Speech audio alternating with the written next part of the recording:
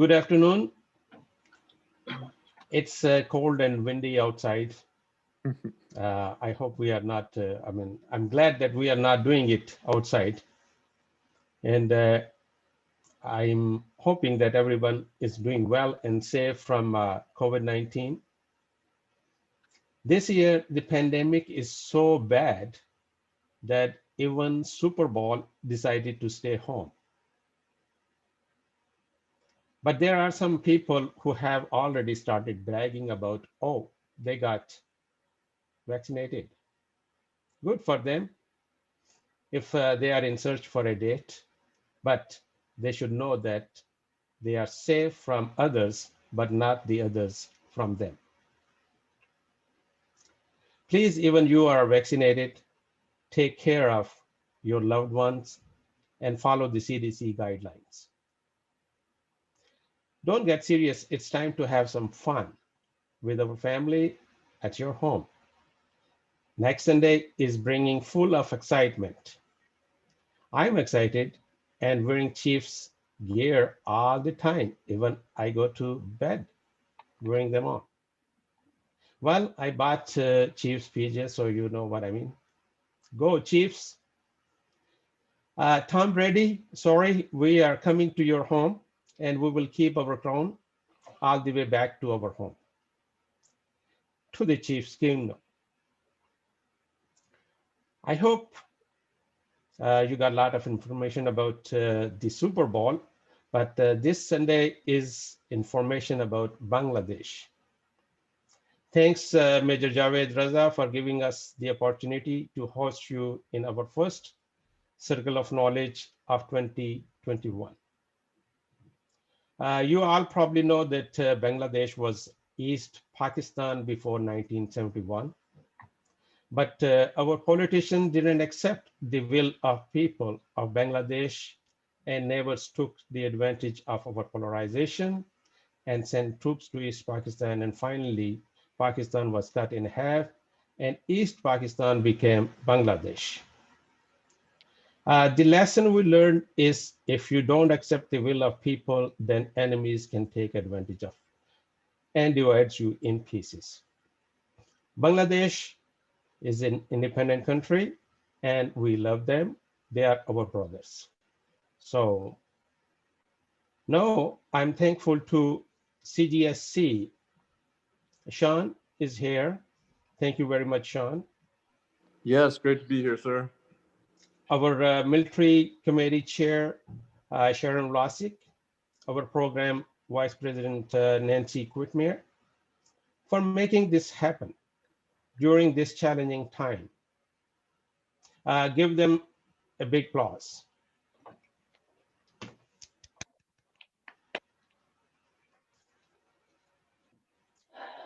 And no, I want to thank you all from bottom of my heart. I'm talking about members of GKCPTP for their commitment, dedication, and support for our organization. We are proud of you. God bless you all and keep you safe and well. Now, Sharon Vlasic will introduce our distinguished guest of honor, Major Javed Raza from Bangladesh, and tell you more about our Circle of Knowledge program. Sharon, go ahead, please. Well, good afternoon, everyone. Thanks for joining and spending some time on your Sunday afternoon with our officer who's going to present on Bangladesh, as Zahid said. We really appreciate the support of the Command and General Staff College and we appreciate the willingness of this officer as well as the two upcoming officers that we also have scheduled to present. Just by way, just to let you know, the next one is Sunday, I believe it's February 21st. That's our next Circle of Knowledge, and that will be with the officer from Poland. And then in March, we have a past officer, which Don Fusen has so kindly arranged.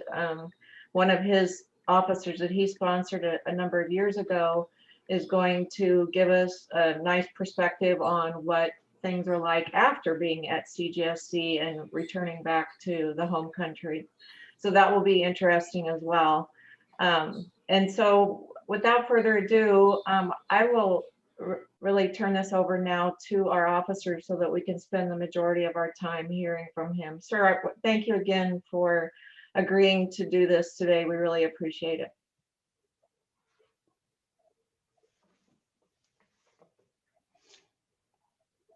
Thank you so much, Ms. Aaron, and also Mr. Jahid, for introducing me and also giving a prelude.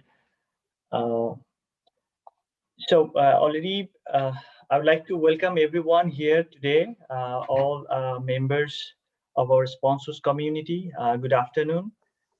And I would like to welcome you to the presentation where in the Circle of Knowledge, where I'm going to introduce Bangladesh, my country, a beloved country. I'm likely to take approximately 30 to 40 minutes time for this introduction.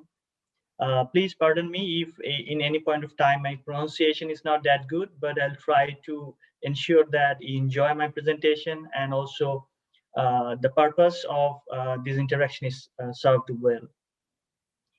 So before I start my presentation, I have intent to introduce my family. So progressing forward.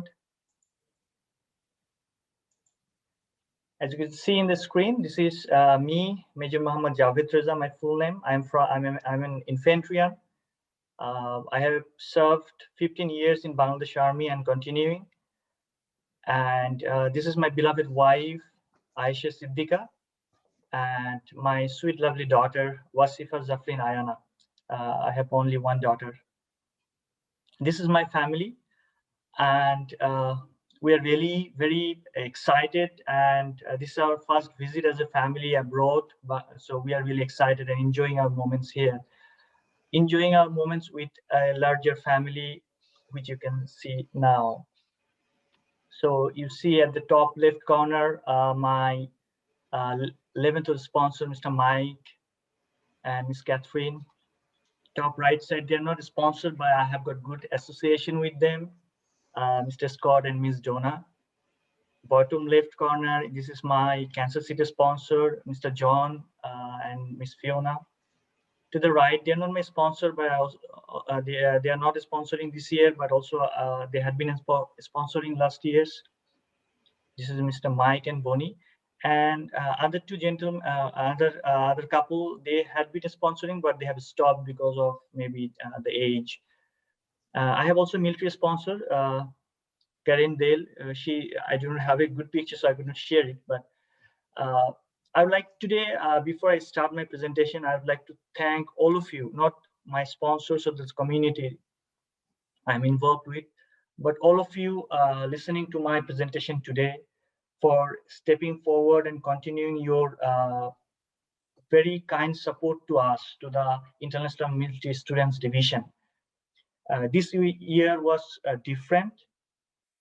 Most of you are vulnerable to the pandemic. Still, you didn't step back, and this is a very effort that should be very appreciated by all the IMS students.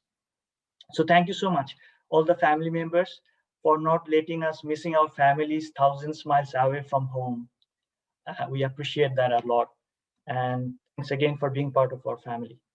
Having said that, I'm stepping to my presentation, which is a story of resilience, my country, Bangladesh. Mr. Jahid already told you that the country have suffered a long, because East Pakistan and West Pakistan was one country, but he said already that West Pakistan, the political leader, didn't take the advantage of us. Thereby, with a lot of struggle, this country born in 1971. And it is continuing its struggle till today, which we will observe in the subsequently in my presentation. So the purpose of my presentation today is to briefly familiarize you with Bangladesh. I'm going to unfold the presentation. As you can see, I will give an overview of the country, its history, its government, its economy, its culture, its military, and at last I will talk about challenges we face as a country.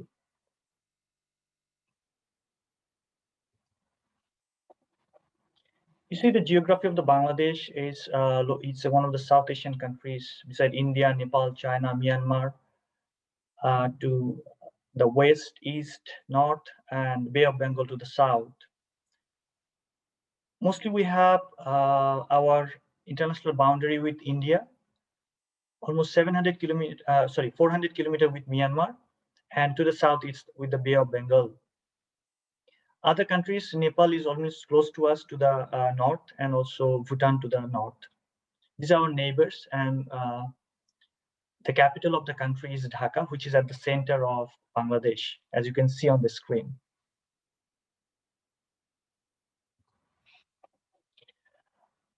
We have 6 different seasons. As you see, the summer starts from April to June, and during the summer, our average temperature remains 89 degrees Fahrenheit. Then the rainy seasons from June to August.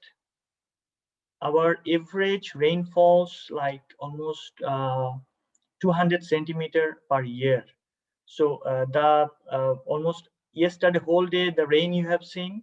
During the rainy season, almost 2 months, we faced the rain 3 times more adverse than the rain it was here yesterday. So during the rainy season, almost 2/5 of the country goes underwater. And flood is a common phenomena in Bangladesh, which we have to encounter every year. Then comes the autumn and late autumn, 2 beautiful season. Then the winter. During the winter, our average temperature remains 50 to 60 degrees Fahrenheit, not the chill weather we are observing last couple of weeks here. So we are really excited to see the snow and beautiful change of weather, snow, rain together here. Then comes the spring. It's in the February to April. So this is the 6 seasons we have in Bangladesh. We have, as per the census of 2018, 170 million people. Our literacy rate is 73.8%, and life expectancy is 73 years average. According to the statistics of Bangladesh Bank, we have progressed a lot since 1970 till today to cover our poverty rate, which you can see almost quite impressive in comparison to other countries, our neighbors we have, which we had 82 poverty rate in 1970, that turned up to 7.5 back in 2018-19. Talk about religion. This is a country where majority is Muslim. Closely 90% of the population is Muslim. Then the second majority is Hindu religion, where 8.51%, and rest we have Buddhist, Christian religion, and other religion covering 1.5%.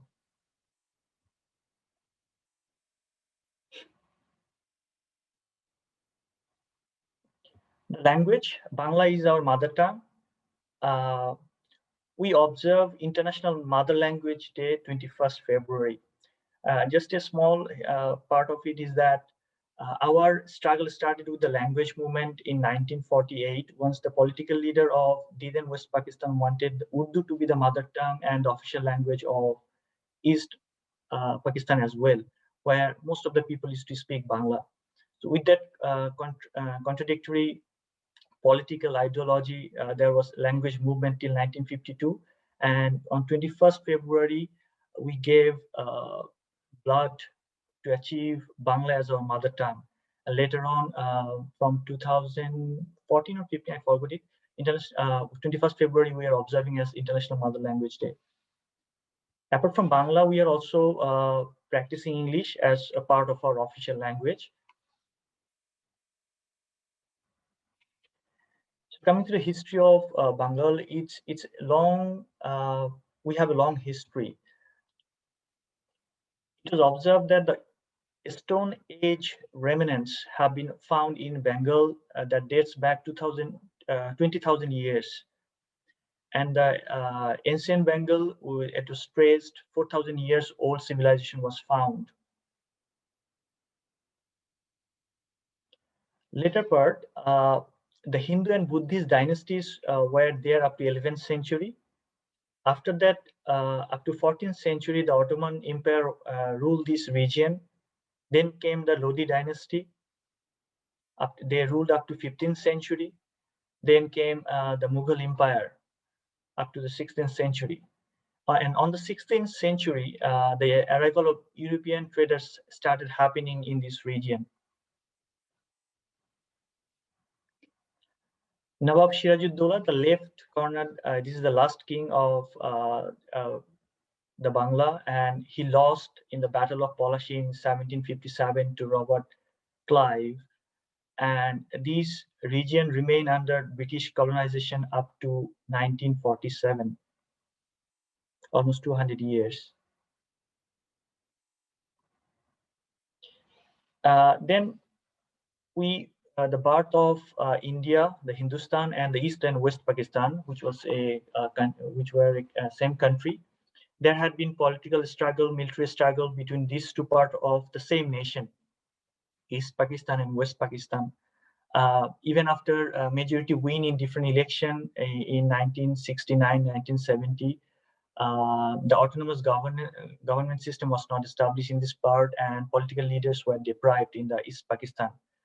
We were deprived or economically as well, as we had been told that this part of the country was not well taken care of, and also economical development had not been taking place. So altogether, the struggle continued, and with the leader, father of the nation, they took the whole nation together for the freedom of the people of the country, and that turned up with the War of Liberation in 1971. So on 25th March of 1971, there was a military crackdown on the people of Bangladesh. And then on 26th March 1971, the father of the nation, Bangabandhu Sheikh Mujibur Rahman, declared the independence of the country. And the war of struggle started for 9 months. And in 16 December 1971, we got victory and declared as an independent country. And we got a flag of our own, as you can see on the screen. Here, the green symbolizes the green country of greenish scenic beauty of the country, and the red at the center indicates the long struggle of our independence by the indication of corded blood.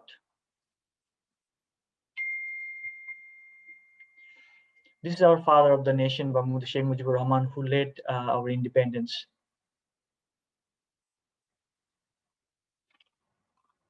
This was a quotation about him by the Times of India, as you can see, a man of vitality and vehemence.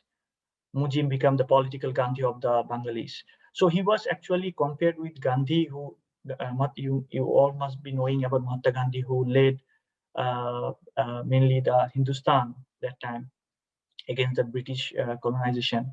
So Bangabandhu was acting this in the same way, taking the people together and fighting for the rights and freedom of the people of East Pakistan, that then East Pakistan.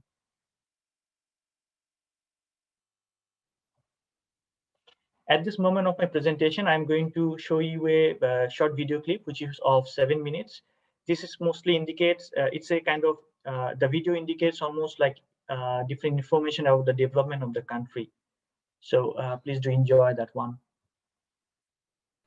On that, as you can see, all of you in the screen, that the government has taken some long-term development plan that includes mega infrastructure like 6-kilometer bridge, and also metro rails inside Dhaka city, which is going to help us for transporting 60,000 people an hour. If you know that Dhaka itself is a like city too crowded, and we didn't have any good communication with the southeastern part of the southeastern part of the country. So the Padma Bridge is which is 6 kilometers long. It is going to be built by our own resources. So that is a good achievement for us. So these are the long development plan the government has taken, and the gender equality between male female has also developed a lot. Almost the literacy rate of our women have reduced, have increased significantly. From 2021 till today, it raised from 20% to almost like 80% literacy rate of the women in our country. So education for both male and women is ensured, and also they're contributing equally with males and women together in the society. So this video is related to some statistics of Bangladesh. Stepping forward to the next slide. So about the government of Bangladesh, you know that it's a democratic government. We have executive branch led by the Prime Minister for 5 years. We have legislative branch, where in the parliament there are total 350 seats. Among those, 306 are elected and 50 seats are selected. That 50 seats are for the females member of the parliament, and the rest 300 seats are elected from different seats on different part of the country. To mentionable here is that among those 300 seats, female members can also participate in the election. And we have judicial branch, which is a Supreme Court. Our head of the state, as you see at the left bottom, Abdul Hamid, His Excellency the President, and Her Excellency Honorable Prime Minister Sheikh Hasina is the head of the government.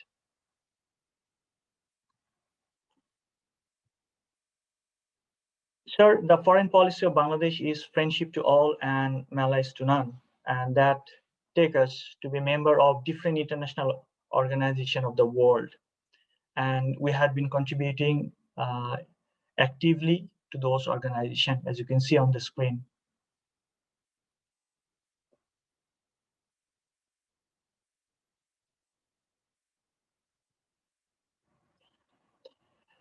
Economy of Bangladesh is the 41st in the world, and it is told that it is top 10 fastest growing economy of the world at this moment.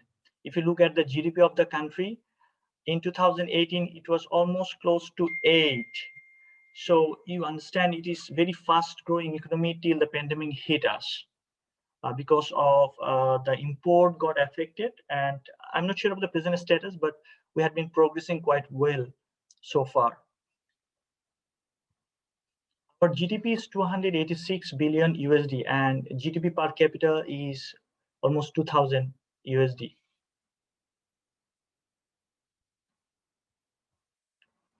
As you see in the screen, our economy is mostly based on the ready-made garments, where 41% is kitwear and 37% is woven garments, where jutes, frozen food, leather garments covers the rest.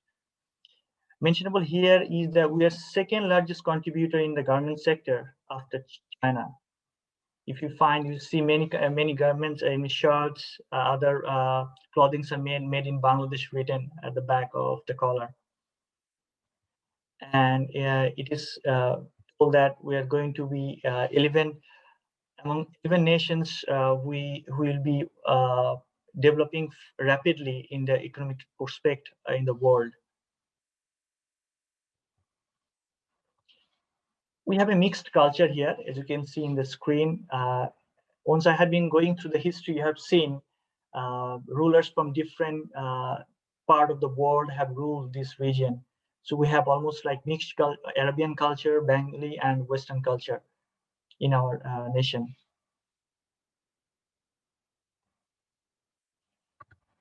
We have a different kind of taste of food, spicy food, sweet foods. We have different kind of cakes made of rice, wheat. So these are the foods look like almost few are similar. Like here in US, I didn't see sweets much, but in Bangladesh, sweets are very popular, which are at the bottom two pictures indicating. These are very tasty. And top right corner, it's called Biryani, which is made of meat and also rice, egg, and potato, and made mix of different spices. And the left bottom, this is khichuri. This is also made of rice, but with a lot of spices and vegetable ingredients are mixed with that.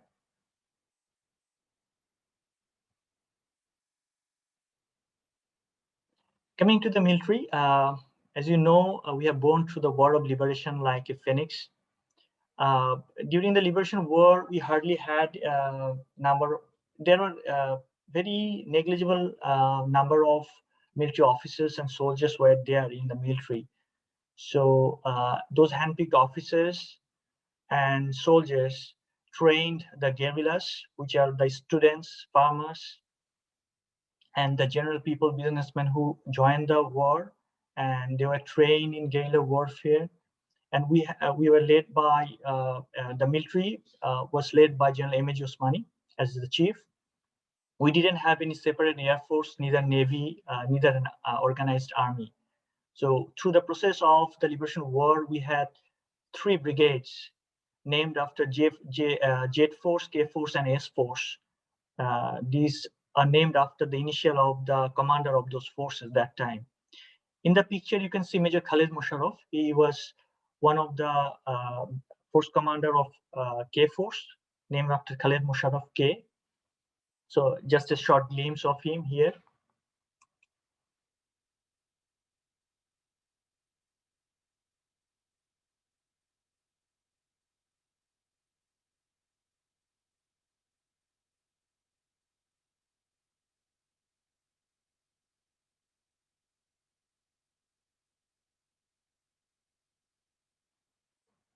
So this is one of the documentary during the liberation war, and you can see the guerrillas moving through the village cross country. These are some regular forces we have part of East Pakistan who joined the cause of the war.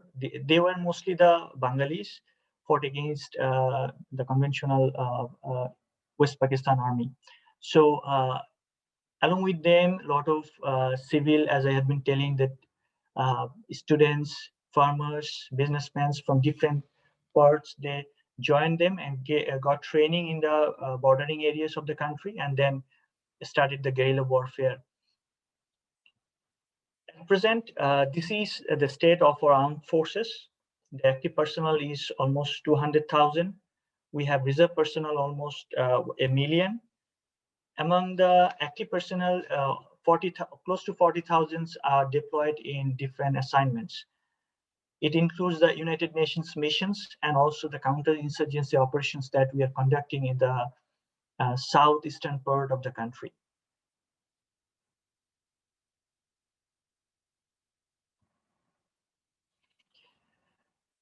We take pride of contributing in world peace.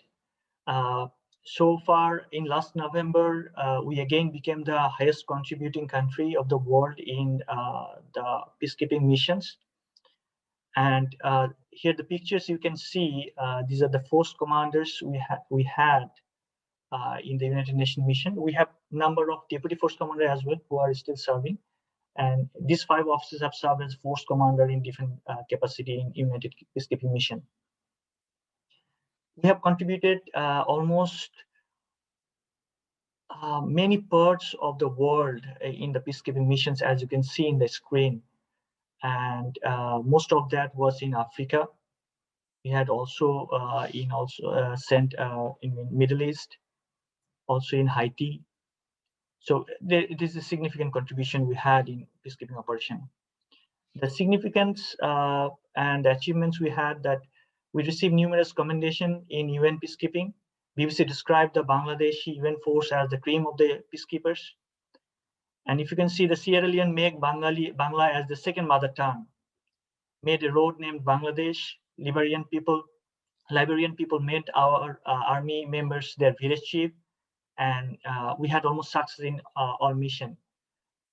We are also doing a lot of sacrifices. So far, there had been 130 killed in action and many wounded. Just to be mentioned here, 4 days back, there was an IED attack in one of our patrol in Mali, where 4 get injured. Alhamdulillah that none died. And immediately on the next day, there was an attack in one of the camp in Mali. So we are struggling to establish peace there, not in a convenient situation though, but we are trying our best to ensure that that part of the region remains stable. and we're struggling hard on that. Coming to the role and contribution of Bangladesh Army, as a military officer, I bring this up just to let you know that as a military, though we are not in an active war, but we have different roles to play in building our nation building work. As you see, internal security operations, in 2016, we had an unwanted situation where the first, I will not say first of different type that is happening worldwide. The terrorist attack happened in Gulshan, Holy Artisan. Then consecutively after a month, there were 2 more incidents took place. And so far, successfully, Bangladesh Army could drive away the terrorist activities from the country immediately within a year.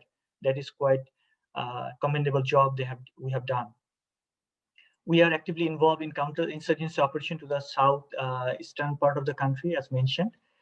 This is mainly an issue with the tribal people who lost their land in 1965 for building a dam for the electricity supply of the country. But later on, they are not well compensated, and that turned into an insurgency in that part of the region.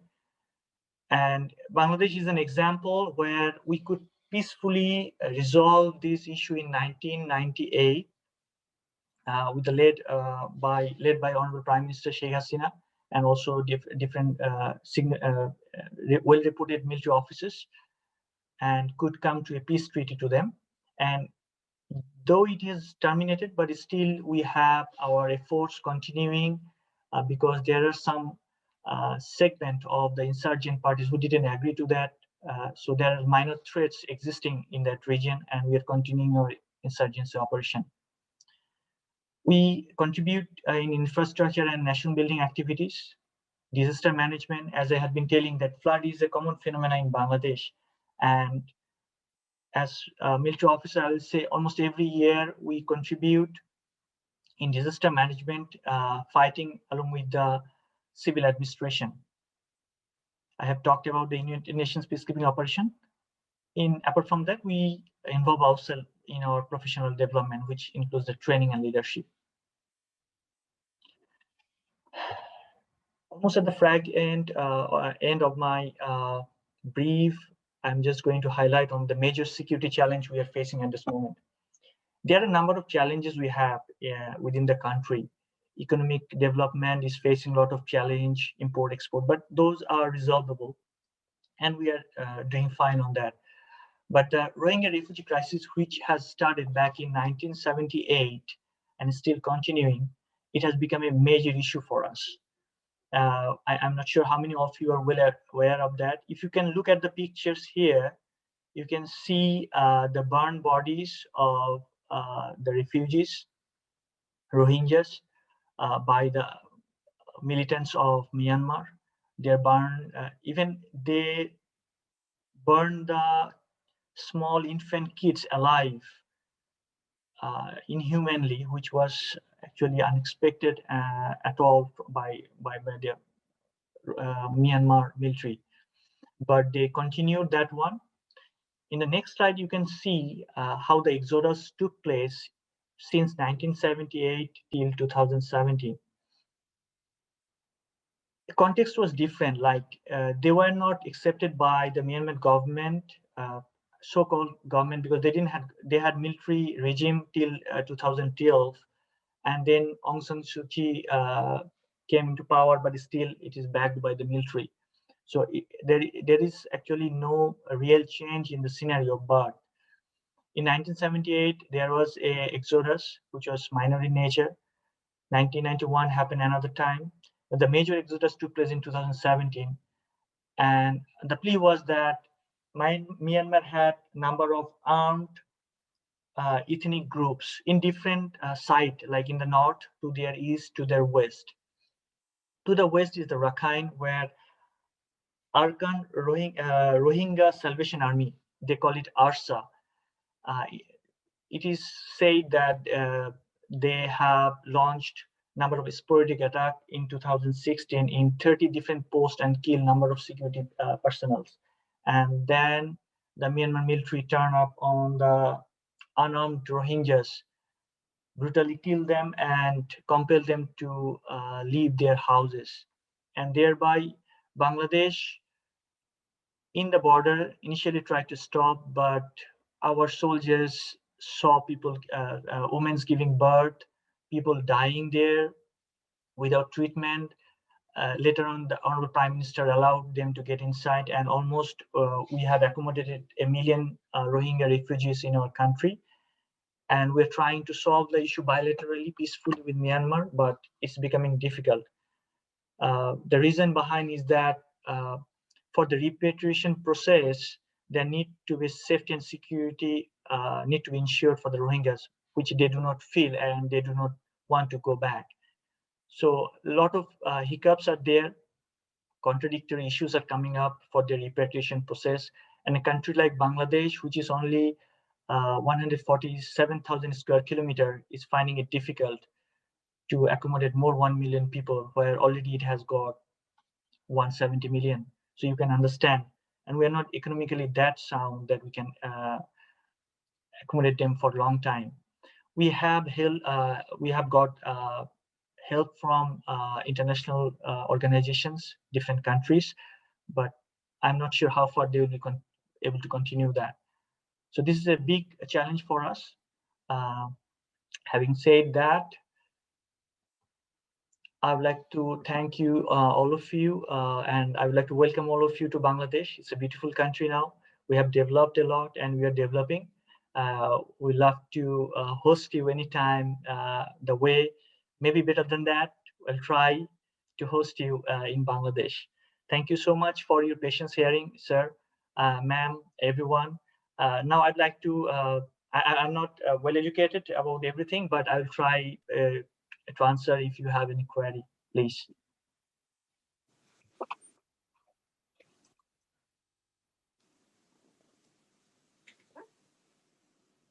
Assalamu alaikum, my brother. Walaikum assalam, Mr. Banja. Thank you so much. How are you? Alhamdulillah. My name is Wasim Khan. I'm hosting one of the Kenyan majors, Daniel Baraza. He's with you right now in Leavenworth. And this presentation was amazing. It reminds me a lot of Kenya. The similarities, besides the rain and going the lot of water, we have similar weathers and seasons and food, and especially when I was watching the biryani and the khichdi and the matai, I was really missing home. So thank you for sharing that. That was very, very kind of you. You're Learned welcome, a lot. sir. Thank you.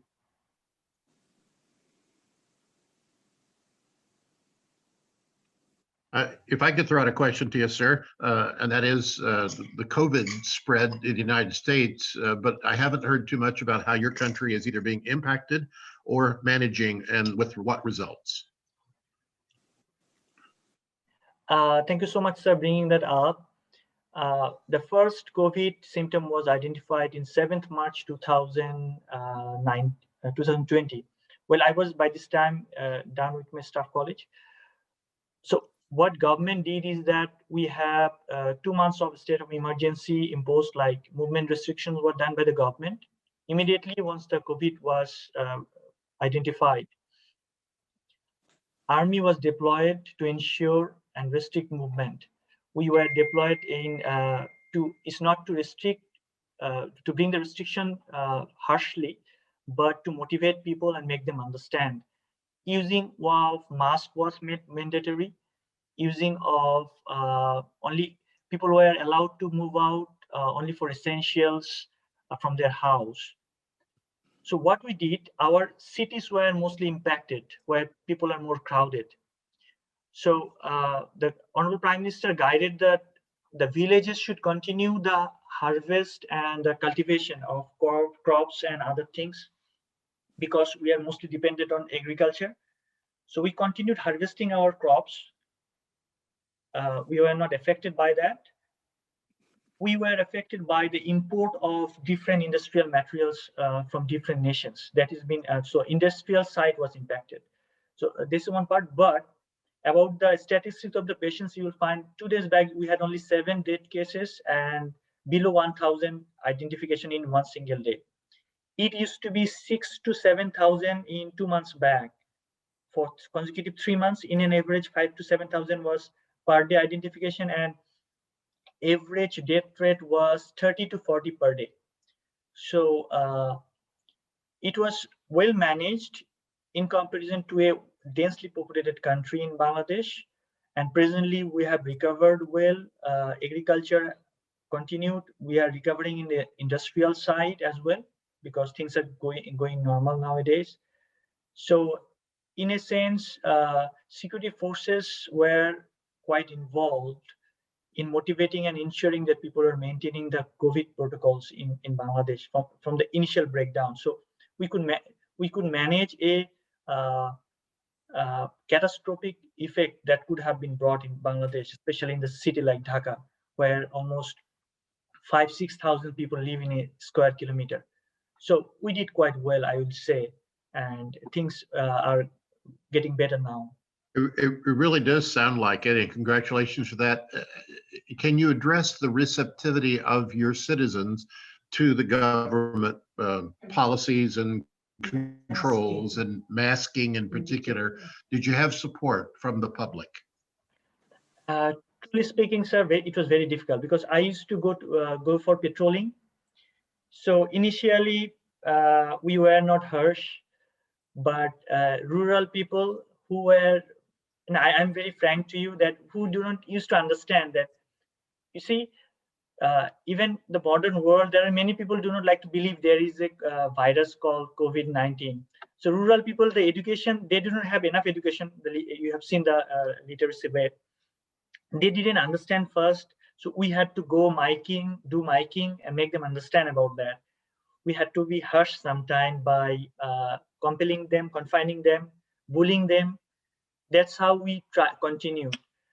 I'm not sure what miracles happened there in Bangladesh. We didn't have enough death cases because our treatment facilities is not that strong. Our medical facility is not that strong like well-developed country, USA, England. We might have more cases than identified. As I said, 5,000 to 6,000, I am saying to you, this is in government statistics. But there are a lot of unrevealed cases, which is also in United States. But in United States, people are having access to the treatment and identification. Okay, I have got COVID. But Bangladeshi people, there have been many more suffered in COVID, but not identified. But death cases, what I am confident in saying that the death cases are less because it's obvious nobody can escape the death cases. So since death cases were less, in that circumstances, I am pretty happy seeing that we didn't fall under any catastrophe. But people's response were initially not good. We had to compel them doing that. Thank you very much for that response. Thank you very much, Javed. It was really great presentation. And I have one question about the Bangladesh military. You guys, promotion and all those things depends on the public, like parliament or those. So can you explain those, that what is the involvement of the public sector in the military, recruitment and promotions? Okay, if I understand it right, the question is concerned about military, and yes, if there is any involvement of civil influence in military promotions and other things. Yes. You must be knowing Yasin here, Yes. who is there. So I had been having conversation. It's not that different than what you have. Till I become a major, my qualifications is like there are set qualifications put in the SOPs. So I need to achieve that qualification, then I can become a major. Now, from here to subsequent rank up to the brigadier general, it will be a board where the senior officers will be sitting. Honorable Prime Minister attend that board. Apart from that, no other civil bureaucrats or from civil bureaucrats, they are not involved there. Now, till the time I become a brigadier general, these boards are going to approve me by having an analysis of my career, my reputation in the army, my contribution in the army, and my characteristic leadership qualities. So this board from major to lieutenant to colonel, colonel to brigadier will go. Then afterwards, there will be a board in what I should say that term, executive level, like Honorable Prime Minister, his advisors, her advisors, and there will be senior military leaders. So they together decide senior military leadership like Major General and above. That's my understanding. I have no clear idea how this happened, but I know about that a committee sets up, then they do that. But no direct civil influence is there where civilian can actually vote or nominate who will be military chief or military commander. This doesn't happen generally. So there is no parliament approval involved in any stage in the military? No, even chief is happening with the Honorable Prime Minister and her advisors consultation, not any parliament's approval. Okay. Because I was understanding There might be indirect influence. You understand politics, so yes. The thing you asked, this is like official, but official nothing like that. But definitely like the ministers, they must, once we get seniors, we get involvement with political leaders, we get involvement with ministry. So they might have indirect input or influence to the Honorable Prime Minister that who is the best choice for the country. So that's how it must be going. Another question about that there are a lot of projects going on, Chinese projects in Bangladesh, improvement. And there is a big competition between India and China who will have more influence on Bangladesh. Can you explain that what's going on in that sector? It's not the influence in Bangladesh only. These two countries trying to be a regional power, to be very frank, they have their influence, Nepal, Bhutan, Myanmar, Bangladesh, in almost all countries. I believe our government is doing a better job by having that concept that friendship to all, allies to none. We have given access to both the countries to our country. Like commercial trades is more with India than China, but industrial trades are most with China than India. So making a balance that which one gives more profit to the country, more beneficial. Technologically, definitely China is dominant than India. So infrastructure building like the mega project that I was talking about, the Padda Bridge. Here, Chinese government, Chinese companies are involved. But if you talk about commercial goods like basic goods, onion, rice, these have been imported from India. So we are maintaining a balance with both the countries.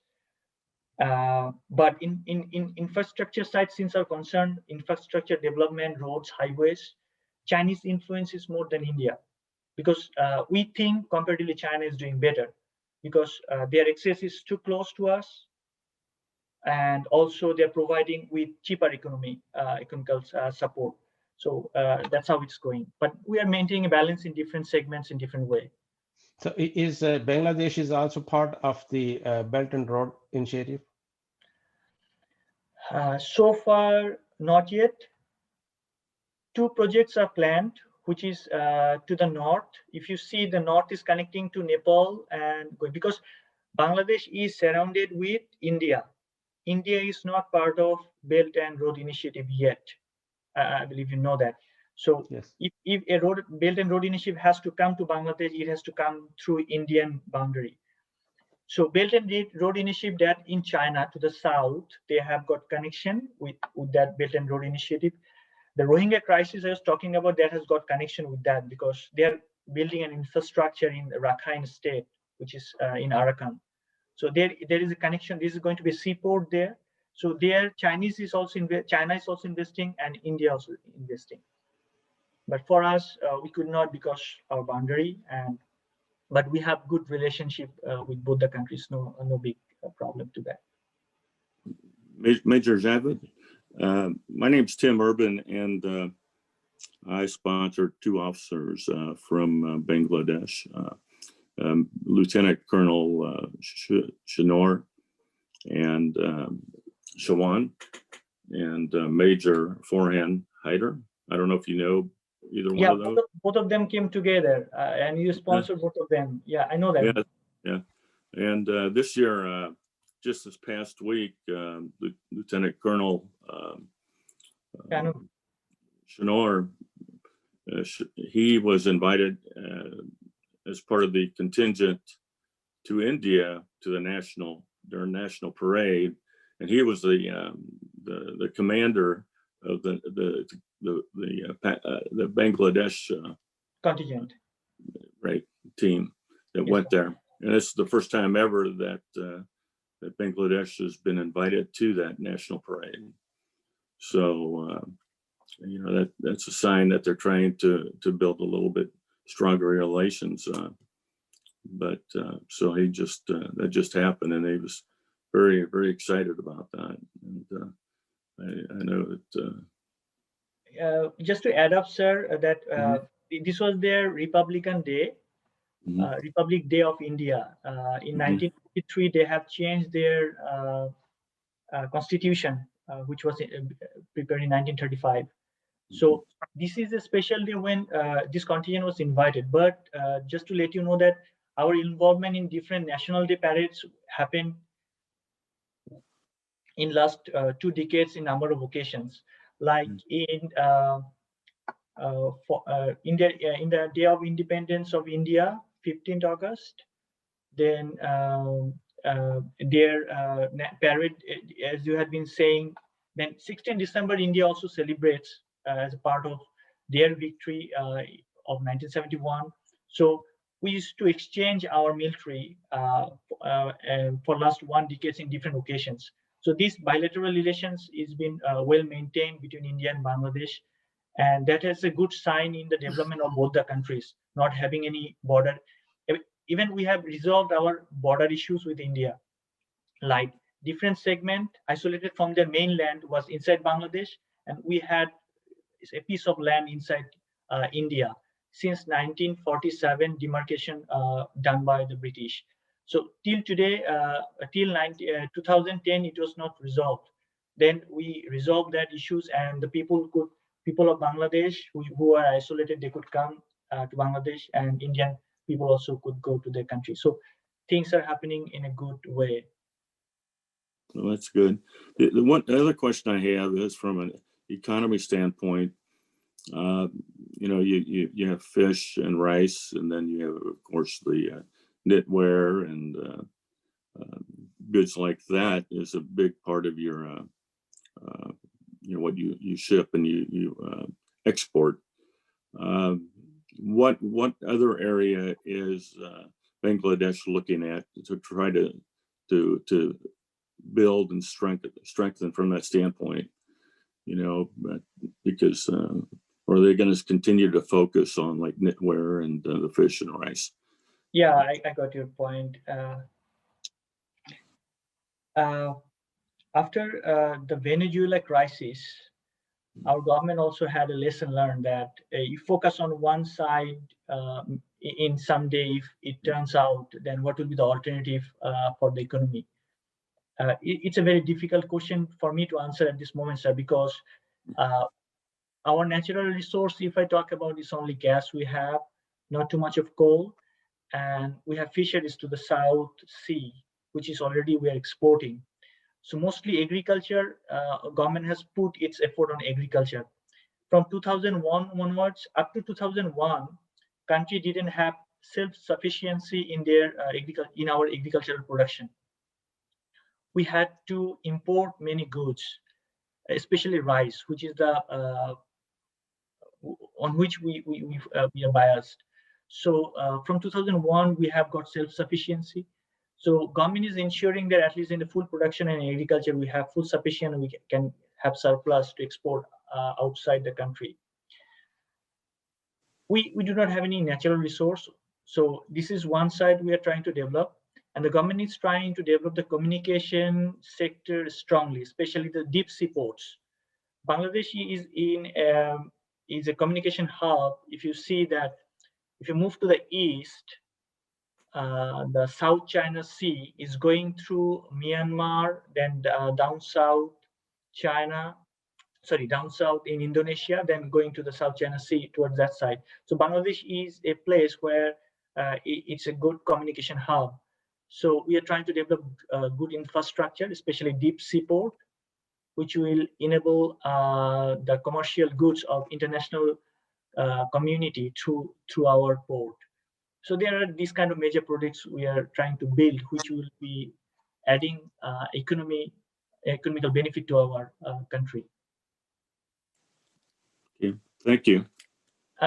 Sorry, one of the major issues I didn't say that we have utilized our manpower almost like close to 8 million people are working outside the country, and it's a good remittance for us at working level, at technical level, and different other official level also.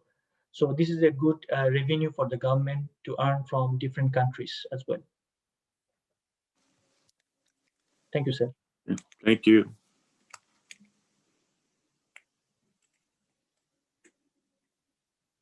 Anybody else have question?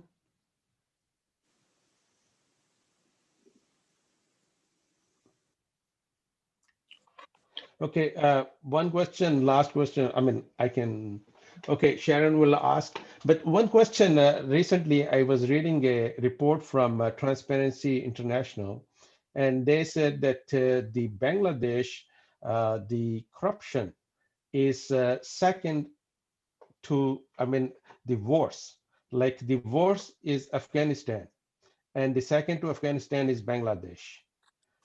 And why is that? Is that report is biased, or is it actually something like that there? No, I believe it was 12th, 12th in the world position. Our position in 2000 to 2005 was consecutively first in corruptions. Like there had been corruption in educational sector, there were corruptions in education, then in the bureaucracy level as well. So in the medical side as well, it took a lot of time. The report is not wrong there. I saw that in the newspaper as well. So from the government, the response was that it was not well evaluated. There are sites where corruption is happening. This is a no denying fact. But as I had been telling, the country who remained first in corruption consecutively in 2001 to 2005 or 6, is difficult to lower it down. So we had a kind of government changed in 2009, and our present government, which is led by our Prime Minister Sheikh Hasina, started 2009 to 2020. We have gradually came down from 1 to 12. Maybe after Afghanistan, maybe it's in Asia, I'm not sure. It is. I know it's 12 now. So we had 10th position and then came to 12. But these corruptions have reduced a lot from the previous years, as I had been mentioning, but still there are corruptions prevailing. In the medical sectors, we are facing a lot of corruptions. And to be very frank, 2 of the senior officials were removed from their post just for in a money laundering case. So these cases are happening, and we are trying to eradicate that. As I had been saying, that there are a number of major challenges economically. This corruption is one of the major challenges we have had, and also it's prevailing. So it's not a denying fact that we do not have corruption. We have corruption, but it has reduced and we have improving. That's why our economy is progressing. If you see, the economy was very low. The GDP was below 6, even back in 2007, 8, 9. After 10, it has started improving. So I hope, and I am very positive that the way we are developing, the education is developing, we can get rid of that as well in near future and get a better position.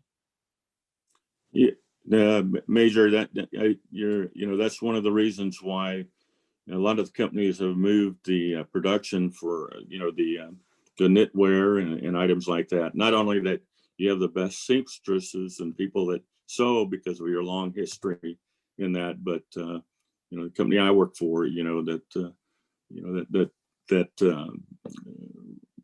by working with the government and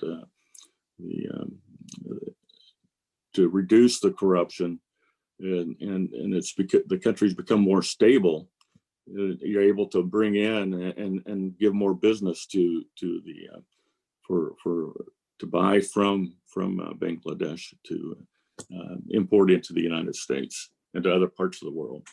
And that's what our company, has become more stable, and there's going to be a continual moving of production of even more over into that from there. Oh, to hear that. And just to add, this is Wasim again, just to add to the topic here, corruption, I would not label Bangladesh as a corrupt country, because America, we are very corrupt as a nation. Bangladesh is very young when it comes to independence. The United States, we do a lot of lobbying. It's just a different way, because I'm from Africa, and when they talk about Africa, they talk about corruption, and that is always the dark side. But there's so much new stuff happening, just like the major is speaking so honestly. That is a huge difference from the last people that we've been working with. That's it. Sharon, you had a question. Go ahead, please. No, I think I was just adjusting my glasses. I didn't have any question. Anybody else? Pat, Nancy? This is Jerry Ragged. I've got one brief thing. Major Reza, thank you very much for being so frank with us. We have in our Western Hemisphere quite a bit of corruption. I spent a long time in the South America and the Caribbean, and it's present. The important thing is that people have access to education, healthcare, housing, and that there seems some hope for progress. So tell me, what's the hope in the general population in Bangladesh? Okay, sir. In this point, we had been in a very difficult situation since someone said that we are a young country. It's not only young. Our struggle didn't end in 1971. Like in 1975, the father of the nation was killed. 1975 to 1981, there had been number of military coups, disorganized. Till 1990, there has been military dictatorship. Then the democracy started in 1991. And any country who doesn't have a strong economical base, so convincing people is difficult. Like we had a famine in 1972. Since after the war, our infrastructure was down, our everything was gone. People would like to survive, and if the government cannot give that assurance, corruption will increase, different kind of criminal activities. So all sectors of the country started like that, from the root of every sector, call it education, call it medical, call it different way. International politics has also an effect. Like in 1971, for the right cause of our liberation, the world community was also divided. Like the Cold War was going on, so Russia was in favor of us, US was in favor of West Pakistan. So international politics also put some barrier in the development of a country.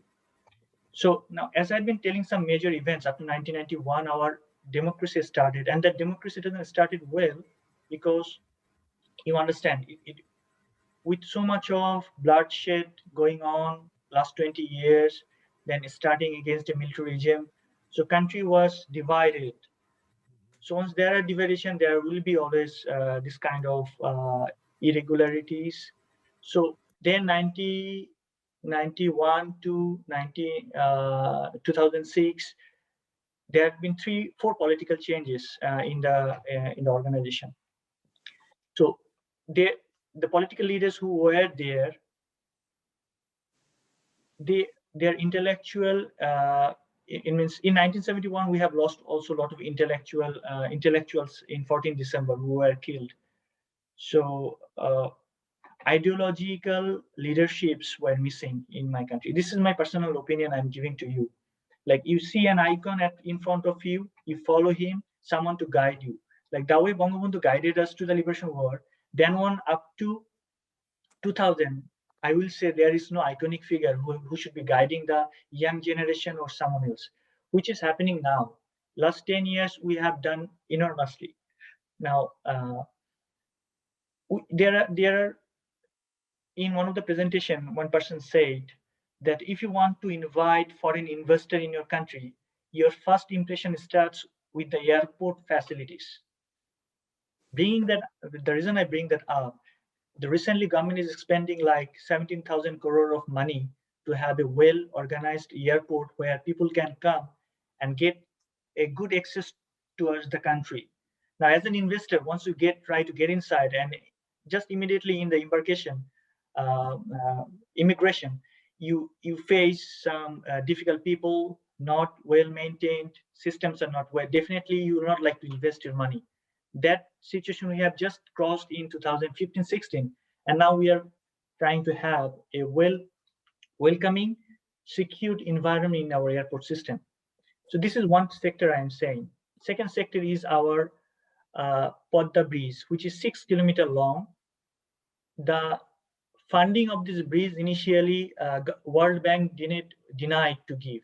It takes 29,000 crore of money. So there was raised a charge against corruption of the governing body who were planning for the bridge. So the government then decided, okay, we'll try to invest our own money and resources to build that bridge with the support of foreign manufacturer company like China came forward, but the resource and money we are investing, and the bridge is complete now. We are just left over giving the slabs for the roads and the railway line. So this happened in last 8 years. This is one mega structure. I have talked about the airport, which is already in the verge of completion. We have education system, is still corruptions are there. Government is trying to form up. Bureaucracy system is very critical now. It's, I believe, in all the countries happening the same. So these are the some things happening, which is giving a light of hope to the people. The mega structures I was talking about. Okay, now things are happening and we are progressing forward. So once you see some visible signature of improvement, that gives some hope, not merely by talking. So these are the infrastructures giving hope to the people that, okay, government is working. But I'll not deny, sir, that corruptions is high, still in a high rate, but we have overcome a lot. And it will take some time for recover that.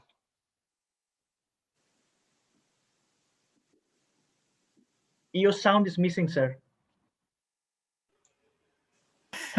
Sorry, I didn't mean to put you on the spot. I'm thinking, I have a son who lives in the United Arab Emirates. And so there, they've developed deep sea ports and become a major shipbuilding and repair area, which is something that perhaps Bangladesh could get involved in at some time. They also had been a major freight stopover for aircraft, and that led them into tourism. So the question is, because they were not a country until 1972, and so the notion I'm getting to is that they've had leaders that created a vision, went and did it. Now they had a lot of wealth from oil, and that's a key factor.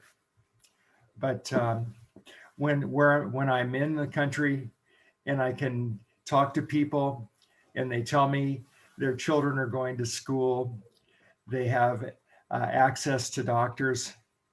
The kids have an opportunity to get into a university, and they have an opportunity to get into a lifestyle that will provide them a good life.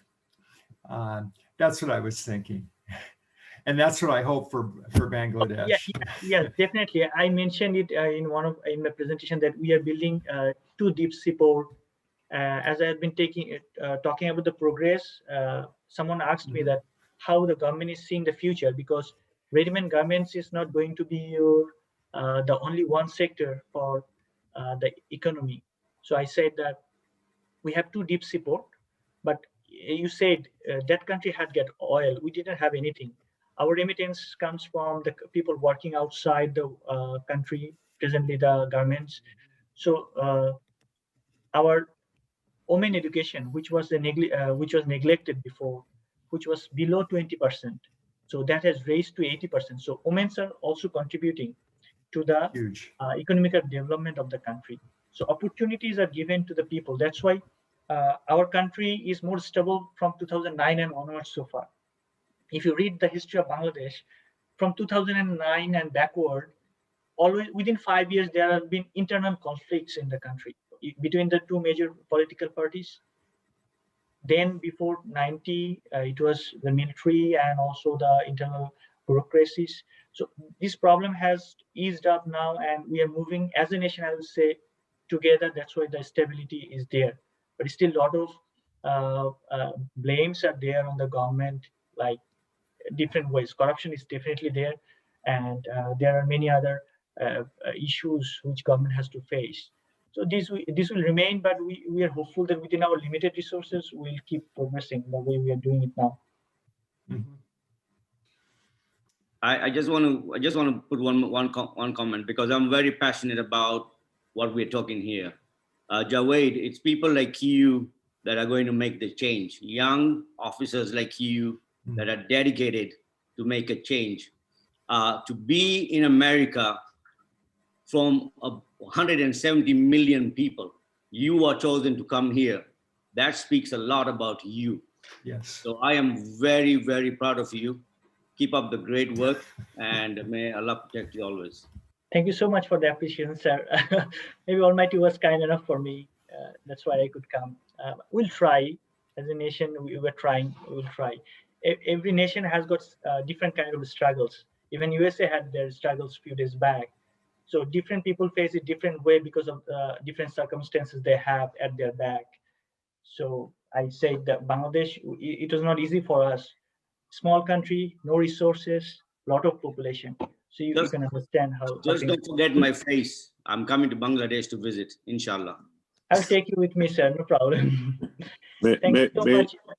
Major Javed, the thing is, it all comes down to the people, and great people and great families there, and that's what makes it a great country. It's your family, and the officers that we've met, and the people that I've met from Bangladesh. But it's you have great people there, and that's why the country's growing like it is, and making the improvements that they are. And again, thank you so much for presenting to us today. I really appreciate it. Thank you so much, sir. We thank all of you. Mike Bretman is here. Sir, if you want to contribute anything or ask question or anything. I'm going to answer him privately. No, we just want to say thank you, Javed, for the presentation. We've enjoyed having you and your lovely family to sponsor this year. As everybody said, you're a credit to your country. You're a hard worker.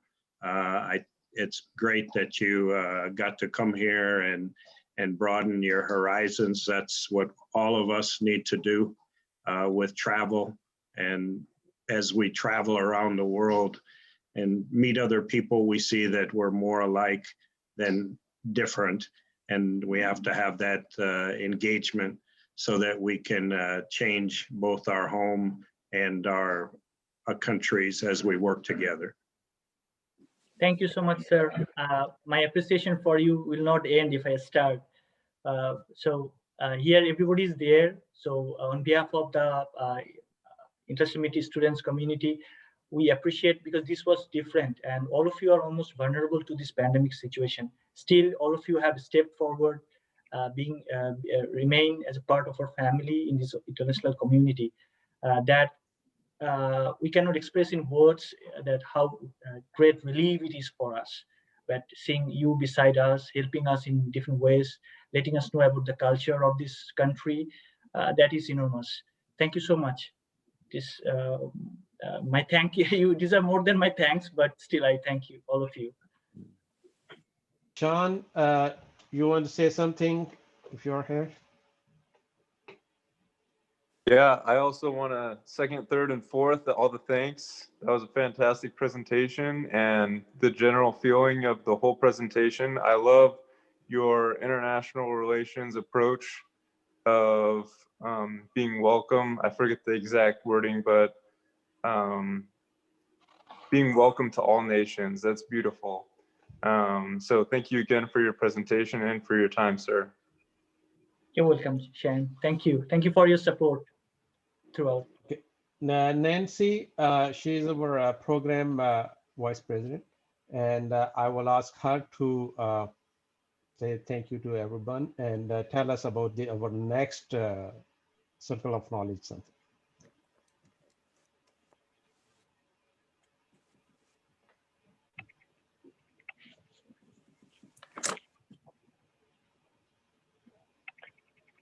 There you go. Okay. Yes, we very much appreciate it. I think we'll wrap it up. And I think we had a great attendance and glad that we had a good audience for you. We do have, I think Sharon mentioned Sunday, February 21st. We have, I don't know how to pronounce it, Captain Katarzyna Lakowicz from Poland will be presenting next on February 21st. So we'll look forward to that as well. Thank you so much for everybody tuning in.